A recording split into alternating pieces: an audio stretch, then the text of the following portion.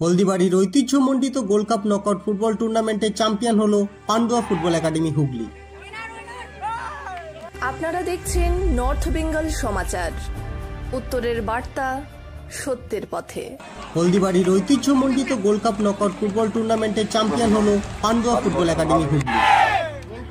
খেলার নির্ধারিত সময়ে 1-1 গোল থাকায় টাইব্রেকারের মাধ্যমে 4-3 গোলে ছেত্রী ব্রাদার্স মালবাজারকে হারিয়ে জয়ী হয় পান্ডুয়া ফুটবল একাডেমি হুগলি।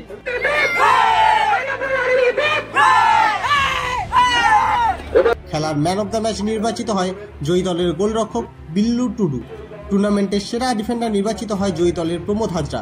টুর্নামেন্টের সেরা খেলোয়াড় নির্বাচিত হন ছেত্রী ব্রাদার্স দলের স্টিফেন।